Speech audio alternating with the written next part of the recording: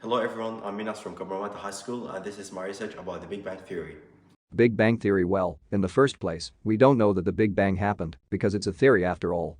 A theory is a proposed explanation for a set of observations. Despite some notable problems, the Big Bang Theory has remained largely consistent with the observations and is widely accepted by the cosmological community. Observations. American astronomer Vesto Slipher observed that the nebulae galaxies were downsizing or moving away from us. In 1912, Slipher showed this motion by studying the spectra of the light they emit of these nebulae. The wavelengths of the light appeared extended, and so the lines within it were shifted toward the longer wavelength part of the spectrum. Slipher's observations, alone, didn't cause the development of the Big Bang. We recall that in 1912, many astronomers believed that the Milky Way galaxy defined a universe's boundaries and that nothing existed beyond it. In 1916, Albert Einstein introduced his general theory of relativity, a comprehensive agreement on gravitation. The general theory predicted that the universe is static, a view accepted by steady-state theorists who believed the universe didn't have a specific beginning. They explained Slipher's recession observation as evidence that matter was created into the universe at a specific rate, and the recession was a response to its introduction. In the 1920s, another American astronomer, Edwin Hubble, determined that the spiral nebulae, such as the famous one in Andromeda, were external galaxies. Improperly credited as having first observed galactic redshifts, Hubble however expanded the cosmic boundaries and, himself determined that most galaxies receded from the Milky Way.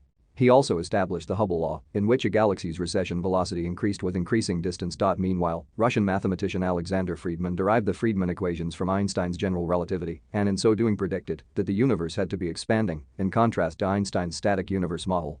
In 1927, Belgian physicist Priest Georges Lemaître obtained these equations himself. Citing the observations of Slipher and Hubble, Lemaître theorized that the universe was moving away in response to an initial explosion event that created spacetime, which had been regarded as separate until Einstein's relativity theory linked them. As a Roman Catholic priest who developed the theory, many objected to the religious aspect, believing Lemaître was attempting to imply a Genesis event into astronomy.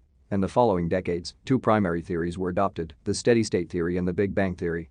The steady state insisted that the universe didn't have a specific beginning, but that periodic matter creation could explain the recession. The Big Bang theorists insisted that the cosmos took form and that the universe expanded ever since. In 1964, Arno Penzias and Robert Wilson accidentally discovered the cosmic microwave background radiation, called the Big Bang echo. This radiation cooled 2.7 degrees Kelvin above absolute zero and is believed to be the rest of the initial radiant permeating the early universe. The steady-state theory didn't have a suitable explanation. So, it is for these reasons, astronomers and cosmologists believe the universe might have started in a Big Bang. Conflicts were not finished yet.